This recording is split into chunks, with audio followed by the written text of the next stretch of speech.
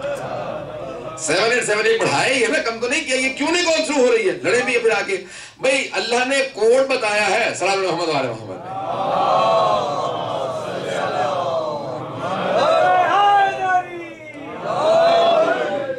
میں کال کبھی تھرو نہیں ہوگی، اللہ نے کوڈ بتایا ہے، ہر چیز کا کوڈ ہے، دعائیں ہیں، زیارات ہیں، کہ جیسا انہوں نے بتایا ہے ویسا ہی پڑھنا پڑے گا، اپنے پاس سے نہیں بدل سکتے۔ یہ اس میں اعظم ہے، اس کا یہ ہے، اس طرح اتنی تعداد ہے، اتنا پڑھنا۔ مثال کے طور پہ کہا اتنی مرتبہ بتایا ہے، معصوم نے کہا کہ اس کو 100 مرتبہ پڑھنا ہے، یہ کہ چلیں میں آج سے انشاءاللہ 111 پڑھ لیا کروں گا۔ بھئی اپنی 11 اپنے پاس رکھیں، جو انہوں نے بتایا وہ اتنا ہی رکھیں، جیسا معصوم نے بتایا ہے، آگے پیچھے کرنے کی اجازت نہیں ہے۔ بات ہو رہی ہے، بات نہیں ہو رہی، آگے پیچھے کرنے کی اجازت ہوتی نا تو پھر یہ دین محمدی نہ کہلاتا۔ ہمارا مکتب جو ہے نا وہ اہل بیت علیہ السلام کا مکتب ہے، اہل بیت کے مکتب میں اپنے پاس سے گھٹانے بڑھانے کی اجازت نہیں ہے۔ اسی لیے ہمارا سب سے بڑا خاصہ یہ ہے کہ اہل بیت علیہ السلام نے جو ما اتاکم الرسول فخذوہ وما نہاکم عنہ فانتہوا، دیکھیں جو اللہ کے رسول نے دے دیا اسے لے لو، جس سے منع کر دیا رک جاؤ۔ اہل بیت علیہ السلام نے یہی کہا، امیر المؤمنین سے لوگ لڑتے رہے، آپ نے کہا کہ دیکھو میں راضی نہیں ہوں، کہ نہیں یا علی ہم تراویح زیادہ ہی تو کر رہے ہیں، کم تو نہیں کر رہے۔ آپ نے کہا جب پیغمبر نے بتایا ہی نہیں ہے تو اپنے پاس سے تم 20 کے بجائے 200 رکعت پڑھنے لگو، میں راضی نہیں ہوں۔ آپ نے روک دی، باقاعدہ پورا جلوس نکل گیا مولا کے خلاف، وہاں پہ واہ سننا تو ہمارا، واہ سننا، لوگ نعرے لگانے لگے، علی نے امت کی سنت تو لوگ، یہ باقاعدہ تاریخ الفاظ ہیں۔ جیسے نعرے لگنے لگے مولا نے کہا کیا بات ہے، گارڈز کی ضرورت تو تھی نہیں، وہ علی بن ابی طالب تھے۔ وہ آج کا دورہ تھوڑا تھا کہ پرائم منسٹر پریزیڈنٹ آ رہے ہیں تو کوئی 200 گارڈز آگے پیچھے ہیں، پتہ چلے کہ پریزیڈنٹ آ رہے ہیں۔ امیر المومنین فوراً خود سے گھر سے باہر نکلے، ہاتھ میں چراغ تھا، کیا بات ہے، لوگوں کے آرام کو غارت کیوں کر رکھا ہے؟ کہا یا علی آپ نے تراویح روک دی ہے، کہا تراویح پڑھنا چاہتے جا کے پڑھ لو، آج کے بعد سے نہیں روکوں گا، لیکن یہ یاد رکھو جو مجھے مانتا ہوگا وہ نہیں پڑھے گا۔ باریکیاں کہا جو مجھے مانتا ہوگا وہ نہیں پڑھے گا۔ اس لیے آج تک ایک پورا اسلام میں گروہ موجود ہے جو تراویح نہیں پڑھتا، کہا مولا نے منع کر دیا تھا اب نہیں پڑھیں گے۔ بات واضح ہو رہی ہے؟ دیکھیں مولا نے کہا زبردستی نہیں ہے، اگر میں واضح کر سکوں، دیکھیں جبر نہیں تھا، اکراہ نہیں تھا، لا اکراہ فی الدین۔ لوگوں نے کہا تراویح پڑھنا چاہتے ہیں، مولا نے روکا، کہا کہ نہیں میری طرف سے کوئی بھی امام پیش نماز اپوائنٹ نہیں کیا جائے گا، میں نہیں پڑھاؤں گا، نہ پڑھنے دوں گا۔ روکتے رہے، لوگوں نے کہا نہیں ہم پڑھیں گے، زبردستی ہے، لوگوں کے آرام کو غارت کرے گا، ٹھیک ہے آرام غارت مت کرو، پڑھ لو، روکوں گا نہیں، راضی نہیں ہوں، پڑھ لو۔ پتہ نہیں ہے نہیں ہے، مولا نے زبردستی نہیں کی۔ بھئی اگر طالبان افغانستان میں دیکھ لیتے، امیر المومنین نے کہا زبردستی نہیں ہے، انہوں نے کہا نہیں، داڑھی انہوں نے فیتہ بنا رکھا تھا، انہوں نے کہا کہ اس کے اندر داڑھی ڈالیں گے کسی کی، مذاق، خدا کی قسم مذاق نہیں ہے، اور لوگ ہنس رہے ہیں، نہیں سنجیدہ، وہ باقاعدہ ایک انہوں نے ایک جیسے گلاس نہیں ہوتا، انہوں نے باقاعدہ ایک میجرمنٹ بنائی ہوئی تھی، اس میں داڑھی ڈالتے تھے، رکھ دیتے تھے، اگر تھرو ہو گئی تو چلے جاؤ، اور تھرو نہیں ہوئی تو وہیں 20 کوڑے۔ پتہ نہیں بات واضح ہوئی نہیں، ضرور آپ دیکھیں، یعنی اور جیسے ہی ان کی حکومت گری تو کہا سب سے جو بڑا رش تھا وہ کھانے کی دکانوں کے باہر نہیں تھا، نائی کی دکان کے باہر تھا۔ باقاعدہ اخباروں میں تصویریں چھپی، انہوں نے کہا کیا بات ہے، لوگ پاگل ہو گئے، انہوں نے کہا بال خراب ہو گئے، داڑھیوں میں برا حال ہے، سب سے پہلے اپنے آپ کو ٹھیک کروائیں حالت۔ یعنی اسلام تصور دیتا ہے پاکیزگی کا، صفائی کا۔ انہوں نے کہا کچھ ہو، ہم نے اپنے حساب سے جو اپنے ایکسپلینیشن دے دی ہے اس حساب سے چلیں گے۔ اسلام نام ہے کہ دیکھو اپنی چونو چرا، اپنی عقل مت لڑانا، کس قیاس آرائیاں مت کرنا، جو اللہ سمجھا دے، جو رسول خدا سمجھا دے، جو علی مرتضیٰ سمجھا دے، جو ائمہ خدا سمجھا دیں، پھر اپنے قیاس آرائیاں نہ کرنا، کیونکہ تمہارا ذاتی قیاس دین میں کوئی حیثیت ہی نہیں رکھتا۔ جب چھٹے امام سے کہا کہ مولا کسی نے کہا کہ قیاس کر لیا کرو، اور باقاعدہ پورا کا پورا دین باقاعدہ نیا بننے لگا، فرقہ بننے لگا، تو اصول کافی میں روایت ہے، مولا نے کہا کہ اول من قاس ہوا ابلیس لعنہ اللہ، سب سے پہلے دین میں قیاس ابلیس نے کیا تھا، اللہ نے اس پہ لعنت کر دی۔ اس نے کیا قیاس کیا؟ اس نے کہا کہ خلقتنی من نار وخلقتہ من طین، تو نے مجھے جو ہے وہ آگ سے بنایا ہے، اسے مٹی سے بنایا ہے، اور آگ جو ہے انا خیر منہ، میں اس سے بہتر ہوں، کیونکہ آگ مٹی سے بہتر ہوتی ہے۔ مولا نے فرمایا کہ اگر وہ تھوڑا سا غور کر لیتا، وہ چمکتی ہوئی چیز، یہ شاید وہیں سے مولا کا جو جملہ وہیں سے لیا گیا ہے کہ ہر چمکنے والی چیز سونا نہیں ہوتی۔ مولا نے کہا اس نے صرف بھڑک دیکھی تھی آگ کے اندر، جو جملے ہیں مولا امام صادق علیہ السلام کے فرماتے، کہا کہ اس نے دیکھا تھا کہ بھڑکتی ہوئی شے ہے، لیکن آگ مٹی کی طرح سے نہیں ہے، مٹی افضل تھی۔ کہا کہ اس نے تھوڑا سا غور کیا ہوتا تو اس کے لیے واضح ہو جاتا کہ آگ خیانت کرتی ہے، اس میں اگر بیج ڈال دو تو جلا دیتی ہے، مٹی میں رکھ دو تو امانت سے بچائے رکھتی ہے۔ کہ اگر آگ کے اندر بیج ڈالو تو جلا کے راکھ کر دیتی ہے، مٹی میں بیج رکھنے کے بعد پانی ڈالو تو 1 سے 700 گنا پلٹ آتی ہے۔ کہ آگ کو جب جلاتے ہیں تو اوپر کی طرف اٹھتی ہے، اس میں بھڑک ہوتی ہے، تکبر ہوتا ہے، مٹی کو پھینکو تو نیچے کی طرف جاتی ہے، اس میں انکساری ہوتی ہے۔ زمین امین ہے، خاک خائن ہے، یہ آگ جو ہے وہ خائن ہے۔ کہا کہ نہیں، اس نے تصور ہی نہیں کیا، اس نے سوچا ہی نہیں۔ دین کے اندر کبھی بھی اپنی ذاتی سوچ فکر مت لڑائیے۔ دین ایک مکمل پیکج ہے جس کے اندر ائمہ خدا علیہ السلام کا خون لگا، ان کی زحمتیں ہیں۔ ابھی پورا کا پورا ایک فلسفہ دیا ائمہ علیہ السلام نے زیارت کا، اس کے اندر بہترین انداز سے آداب۔ مولا میں کربلا نہیں جا سکتا، مولا نے کہا یہاں سے تو زیارت پڑھ سکتا ہے، جہاں سے بھی تصور کر لو۔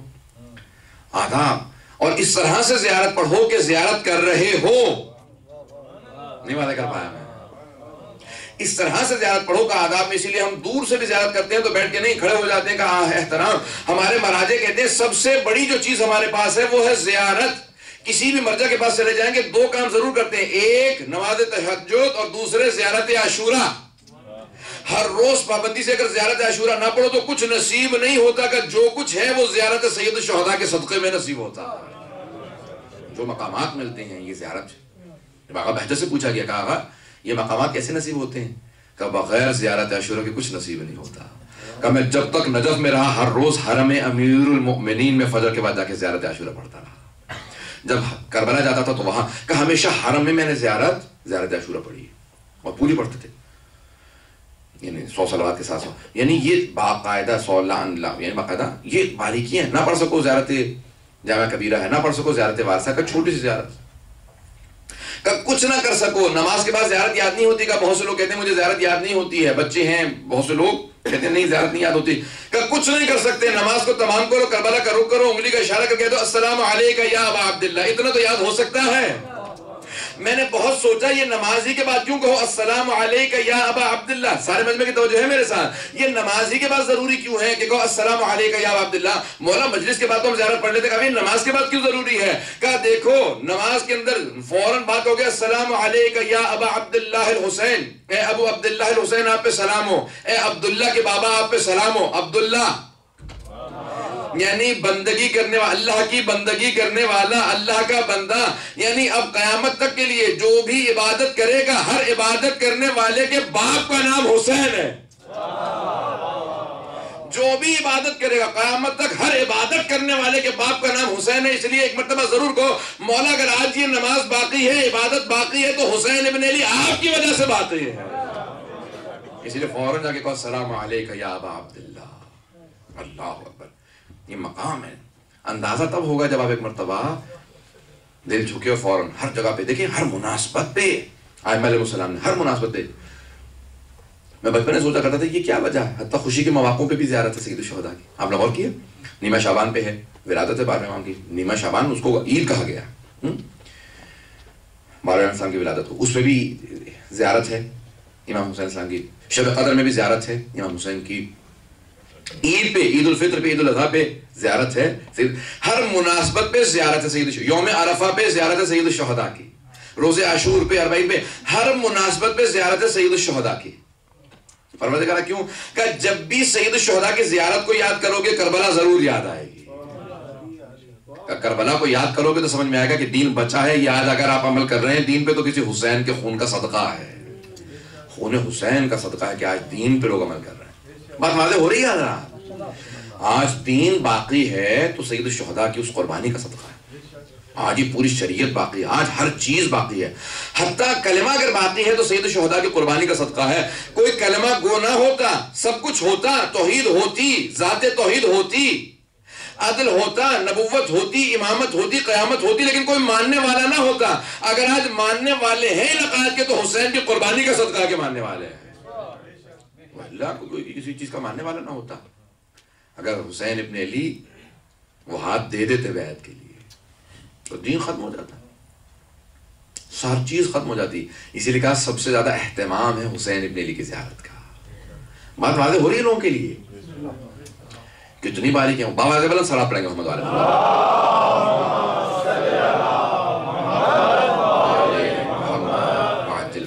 ابھی آدھے سے زیادہ مجلس گزر چکی ہے، میں ابھی تھوڑا سا وقت لینا چاہ رہا ہوں، تھوڑی سی میں تشریح کرنا چاہ رہا ہوں جملوں کی. مجمع کی توجہ میرے ساتھ، مجھے خاموشی سے کچھ نہیں ہوتا، مجھے یہ ہوتا ہے کہ مجمع ساتھ میں. چاہے سے میری مضبوطی سمجھ لے چاہے کمزوری سمجھ لے، میں جب تک ہر فرد ساتھ نہیں ہوتا، میں مجلس جو ہے وہ ہر فرد کی مجھے توجہ چاہیے ہوتی ہے. جب تک ایک آدمی ساتھ نہ ہو، جو پورے ہر مجمع کا ہر فرد ساتھ ہونا.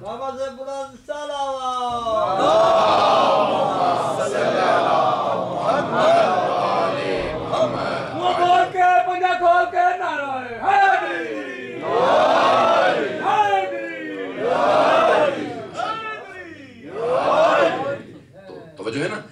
الفاظ یہ ہیں زیارات کے اندر، جب آپ دیکھتے جائیں گے پڑھتے جائیں گے آپ کو اندازہ ہوگا کہ کس حسین کی زیارت کے لیے آئے، جس کے لیے معصومین نے اتنے الفاظ ادا کیے ہیں، ایسے ایسے جملے ادا کیے ہیں. السلام علیکہ یا ثار اللہ. کل میں نے تشریح بنیادی کر دی تھی، آج مجھے بات کو آگے بڑھانا ہے.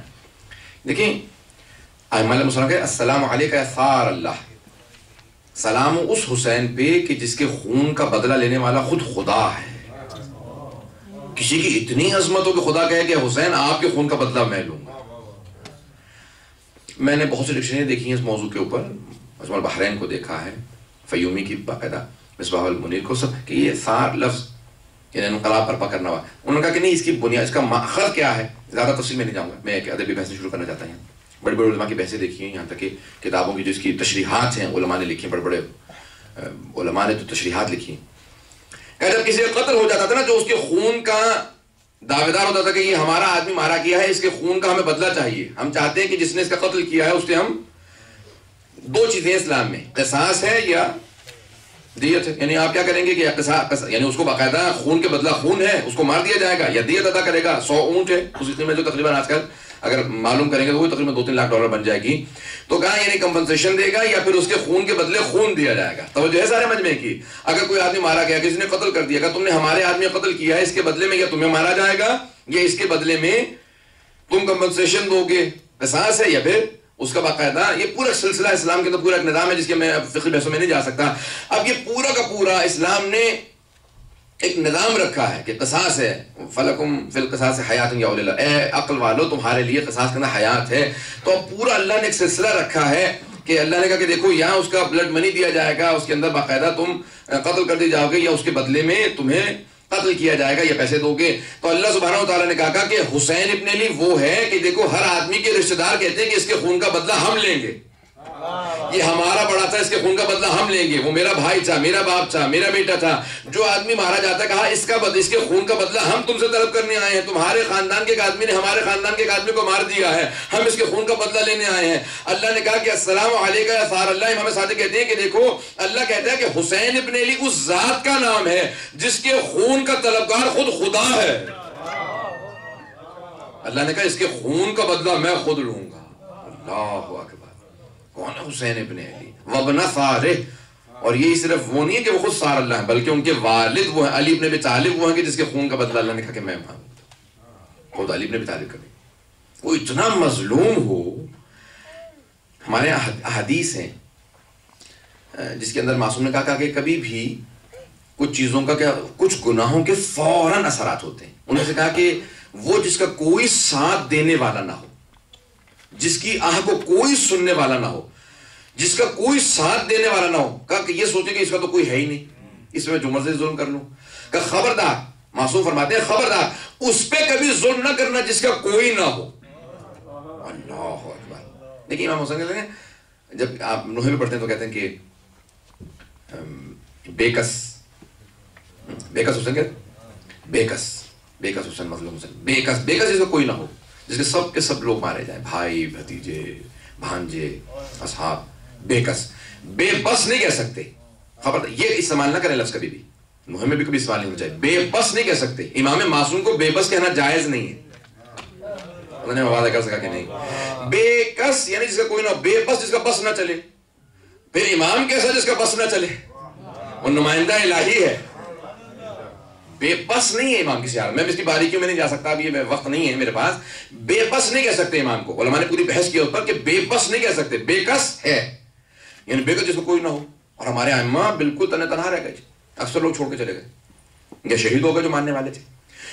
کہا اس پہ کبھی ظلم نہ کرو جس کا کوئی نہ ہو. تم سمجھ رہے ہو کہ اس پہ میں جتنا چاہوں ظلم کرنے اس کا کوئی نہیں ہے. کہا جس کا کوئی نہیں ہے اس کا خدا ہے.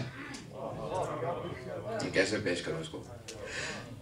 ایک عارف سے بہت بڑا ان کا انتقال ہو گیا آیت اللہ بہلول کے نام سے. بہلول دانا نہیں، یہ بھی چند سال پہلے ان کا انتقال ہوا. شیخ تھے افغان. طیل عرض ان کا مشہور تھا کہ پاؤں میں طیل عرض یعنی زمین سکڑ جاتی تھی، بغیر پاسپورٹ کے کہیں سے کہیں چلے جاتے تھے.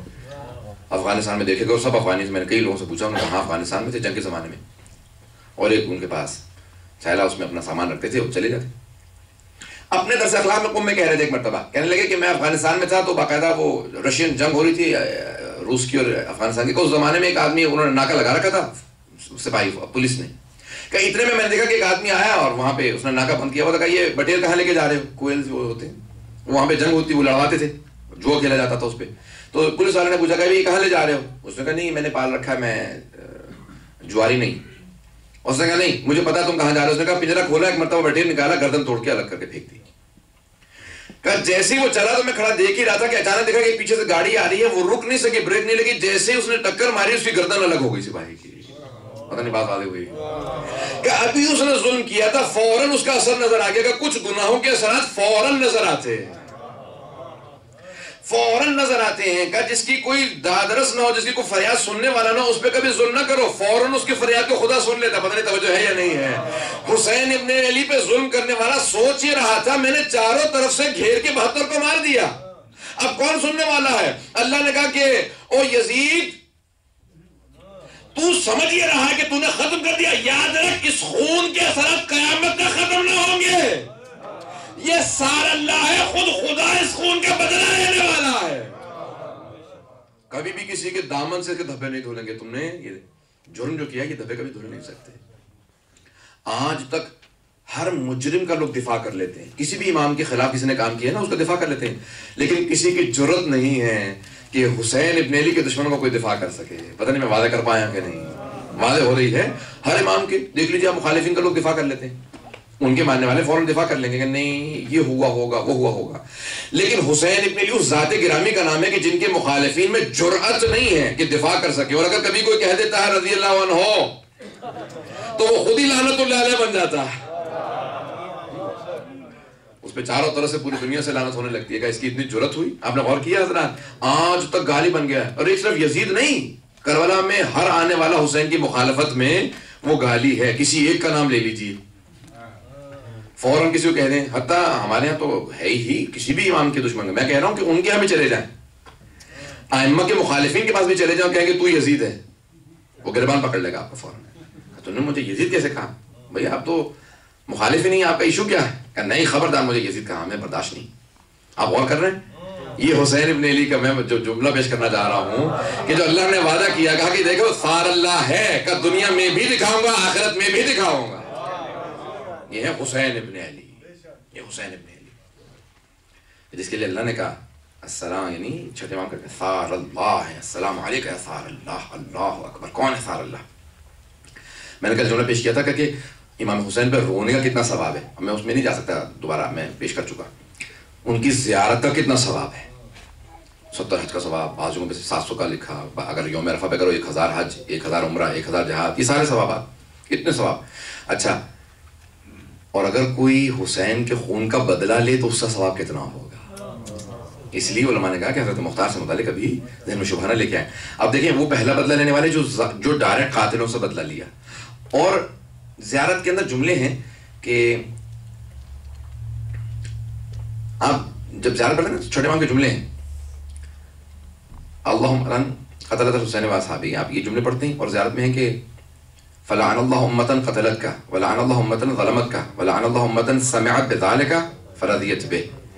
قاتلوں پہ لعنت ہو، ظلم کرنے والوں پہ لعنت ہو، اور جس نے سنا اور وہ راضی ہو کے بیٹھ گیا اس پہ لعنت ہو.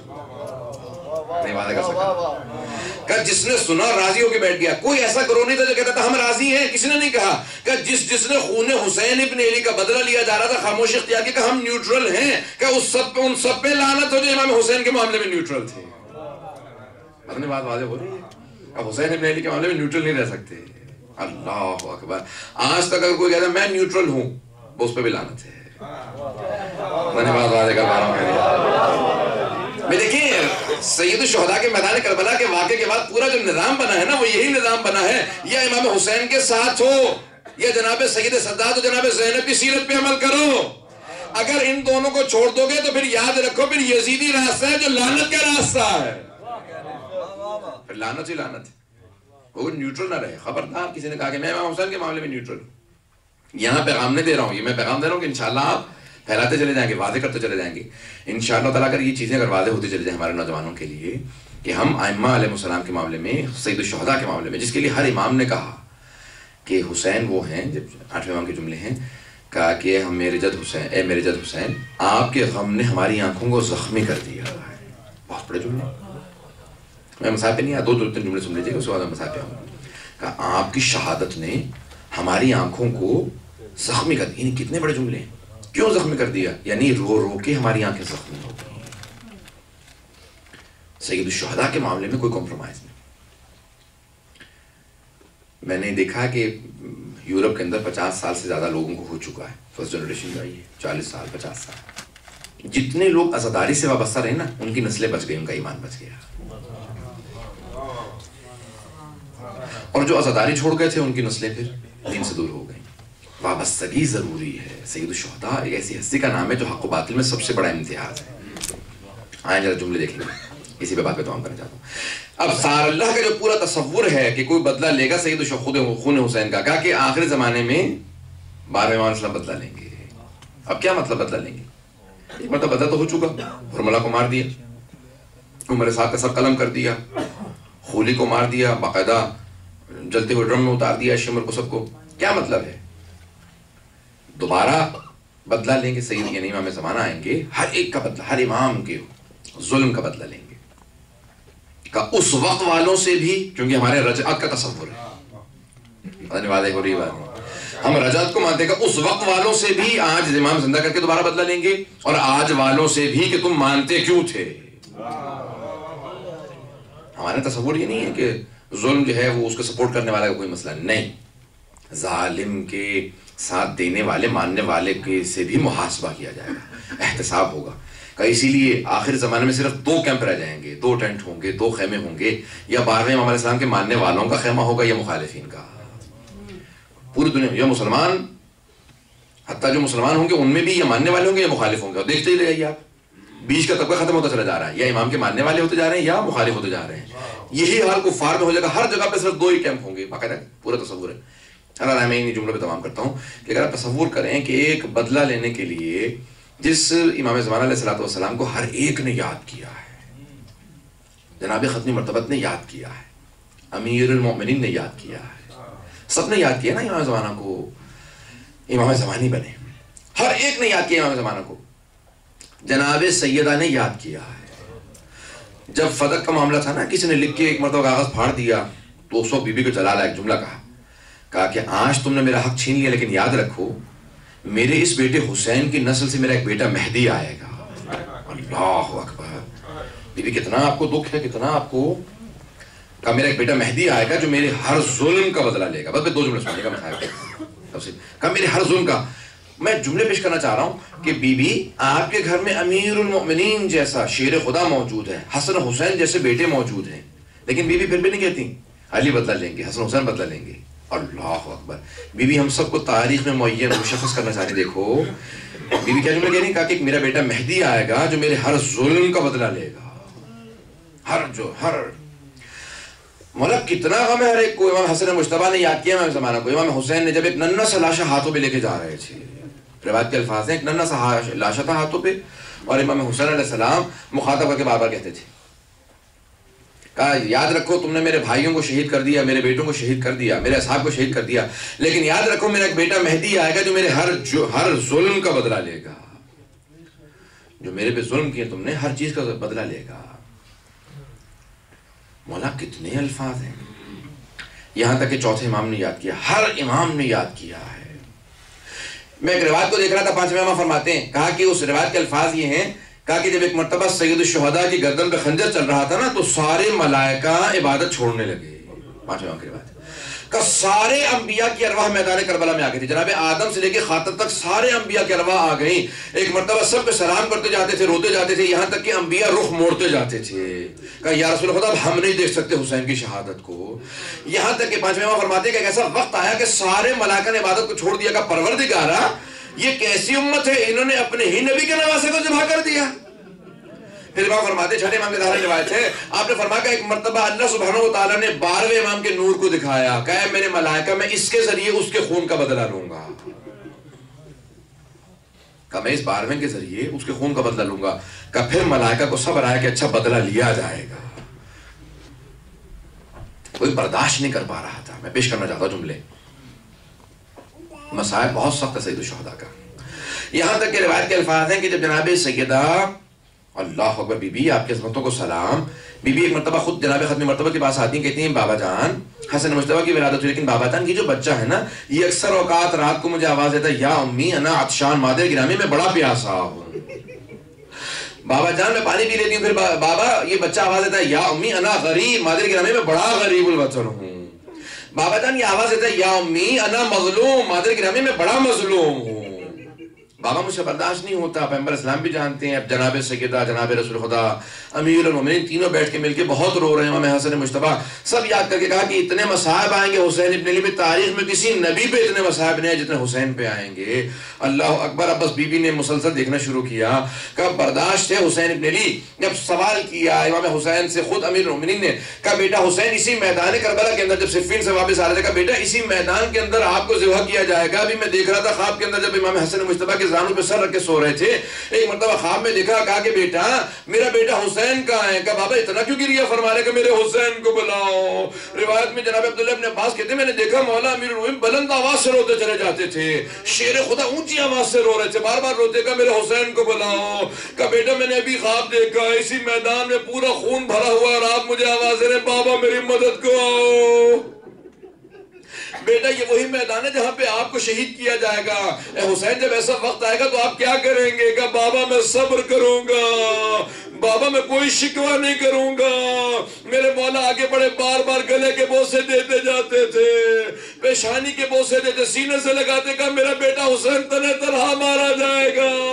جناب عبداللہ ابن عباس کہنے لگے کہ اتنا میرے مولا نے گریہ کیا کہ سارے اصحاب بلند آواز سے رونے لگے. کہ مولا اس طرح سے بھی روتے ہیں؟ کہ ہاں میرا بیٹا حسین مارا جائے گا. کہ اسی میدان میں ایک ایسا آدمی آئے گا جو میرے بیٹے پہ رحم نہیں کھائے گا. اجرک مولانا جملے سنیں گے, میں شہادت کے 2 جملے سے پڑھوں گا, زیادہ تفصیل سے شہادت نہیں پڑھوں گا. روایت کے الفاظ ہے سید الشہداء جب ایک مرتبہ ذوالجناح پہ سوار ہیں, جناب زینب کبریٰ کہتی ہے میں نے دیکھا میدان کربلا میں زلزلہ آنے لگا, مجھ سے رہا نہ گیا.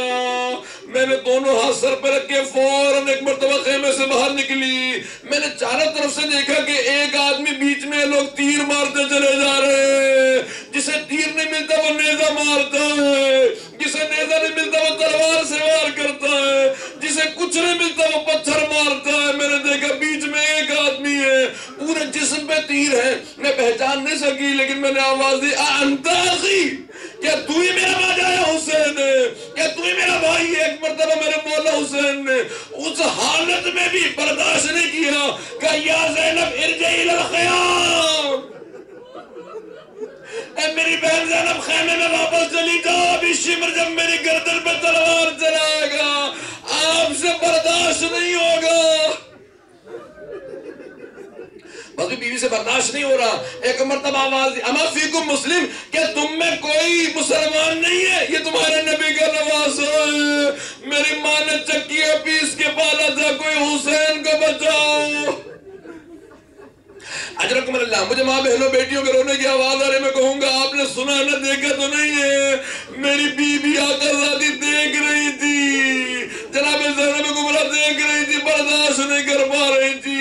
ایک مرتبہ آواز دی او ذوالجناح مجھے اتنا بتا دے کہ میرا بھائی تیری پشت پہ ہے. کہا نہیں بی بی. کا زمین کربلا کیا تیری پشت پہ؟ اگر نہیں بی بی. اب ایک مرتبہ تلہ زینبیہ پہ چڑھی گا, مجھے میرا بھائی نظر آ جائے. دیکھنا شروع کیا, دیکھا کہ نشیب میں کوئی سجدے میں ہے, تیروں کا مسلح. اجرکم اللہ، مولا اتنی مظلومیت ہے لیکن مولا اس حالت میں بھی برداشت نہیں کرتے میری بہن مجھے دیکھے، نہیں دیکھتے، کہا نشیب میں آج بھی جائیں گے نا وہ جگہ نشیب میں ہے، کہ زمین کربلا نیچے ہو جا میری بہن نہ مجھے دیکھنے پائے، وہاں جناب زینب کہتی ہوں زمین کربلا مجھے میرا بھائی تو دکھا دے۔ ایک ایسا وقت آیا عمر ساتھ نے آواز دی کوئی آگے بڑھو حسین کا سر قلم کر دو، چاروں طرف سے لوگ دیکھ رہے ہیں حیبت حسین اتنی ہے، ایک مرتبہ ایک ملعون شمر ملعون آگے بڑھا، سر سے امامہ اتارا، بس بھئی یہ روایت کے الفاظ ہے سلام ہو اس امام پہ جس کو پشت گردن سے ذبح کیا۔ اجرکم اللہ، اجرکم اللہ۔ میں نے تمام کر دیا۔ امام زمانہ کی زیارت ناہیہ کے 2 جملے سن لیجئے گا۔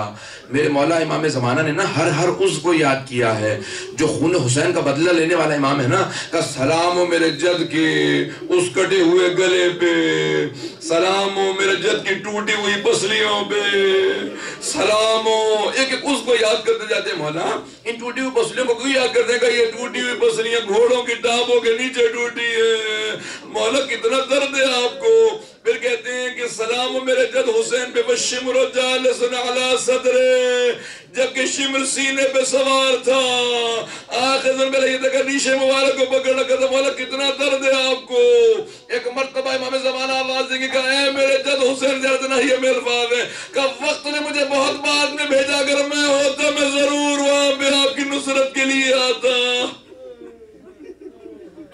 الا لعنت اللہ علی القوم الظالمین وَسَيَعْلَمُ الَّذِينَ ظَلَمُوا أَيَّ مُنْقَلِبٍ يَنْقَلِبُونَ۔ ہاں بھی اس میں تھوڑا دعا کے لیے چند جملے آپ کے سامنے پیش کروں گا۔ پروردگارا، واسطہ امام حسین کی وداعی کا، بڑے بڑے علماء نے لکھا ہے، کہا کہ امام حسین کی وداعی کے مصائب سب سے سخت مصائب ہیں۔ جب کوئی بھائی نہ رہا، کوئی اصحاب میں نہ رہا، اس وقت امام حسین اپنی بہنوں سے ودا کرنے کے لیے 3 وداعیاں ہیں نا امام حسین علیہ السلام کی، میں واسطہ دوں گا۔ پروردگارا، واسطہ اس بوڑھے باپ کا جس کی داڑھی سفید ہو گئی تھی، ایک دن میں داڑھی سفید ہو جاتی ہے، کسی نے مجھے بتایا ہاں انسٹنٹلی بھی ہو جاتی ہے اگر بے انتہا مصائب ہیں۔ پروردگارا، اس بوڑھے باپ کا واسطہ جو ایک چٹائی پہ پڑے بیٹے کے پاس آیا ہے، کہ بیٹا سید سجاد، جب کسی جوان بیٹا کوئی اپنے بوڑھے باپ کو اس حالت میں دیکھے نا، امام سجاد کہتے ہیں میں وہ وقت نہیں بھلا سکتا جب میرے بابا اس خیمے میں آئے جہاں پہ میں تھا، میں نے دیکھا سر سے لے کے پاؤں تک میرے بابا لہو لہان ہیں۔ دیکھنے کے بعد امام سجاد سے برداشت نہیں ہوگا، بابا یہ کیا عالم بنا رکھا، این عمی العباس، میرے چچا عباس کہاں ہیں؟ امام حسین نے فوراً کہا کہ بیٹا مارے گئے عباس تو شہید کر دیے گئے ہیں۔ کہا این علی الاکبر، علی اکبر کہاں ہیں؟ کہا بیٹا سجاد کب تک پوچھتے رہو گے، میں کب تک بتاتا رہوں گا؟ سجاد یہ مردوں میں صرف آپ باقی ہیں، یہ کچھ دیر کا میں مہمان باقی ہوں۔ امام سجاد سے برداشت نہیں ہو رہا، اسرار امام سونپنے آئے ہیں۔ میں تفصیل سے نہیں پڑھ سکتا، پروردگارہ اس لحظے کا واسطہ، پروردگارہ میں آپ سے ایک سوال کروں گا، لوگوں سے سب سے ایک سوال کا جواب دیجئے، کیا کبھی بیماروں کا بھی بستر کھینچا جاتا ہے؟ کیا کبھی بیماروں کو بھی بستر سے گرایا جاتا ہے؟ بس ایک مرتبہ جس پہ بستر پہ امام سجاد تھے شام غریبہ میں بستر کو کھینچا گیا، پروردگارہ اس شام غریبہ کے بیمار کی عظمتوں کا واسطہ، جتنے مومن و مومنات بیمار ہیں سب کو شفا کاملہ عجل نازل۔ پروردگارہ 2 میں نے واسطے دینے، پروردگارہ واسطہ اس لحظے کا جب امام حسین بہنوں سے ودا کرنے کے لیے آئے ہیں، ہر بہن کو پیار کرتے جاتے ہیں، روتے جاتے ہیں کہ بہن میں سب کو آپ کو سونپ کے جا رہا ہوں۔ جناب زینب سے ملے، پروردگارہ جب ودا کر رہے تھے نا جناب زینب سے، بڑے بڑے مراجع کہتے ہیں کہ یہ مصائب سب سے سخت مصائب ہے۔ خود جناب زہرا سلام علیہ کے لیے شیخ یحییٰ ابہری بہت بڑے امام حسین کے حرم میں صحن میں نماز پڑھاتے تھے، کہ میں نے ایک مرتبہ رات کو خود خواب میں دیکھا جیسے حرم امام حسین ہے، صحن میں علامہ محمد باقر مجلسی 800 فقہا بیٹھے ہیں، سب کو درس دے رہے ہیں۔ جیسے مصائب پہ آئے نا تو ایک مرتبہ اندر سے کسی نے آواز دی، کہا کہ اے محمد باقر مجلسی میں آیا نہیں ہوں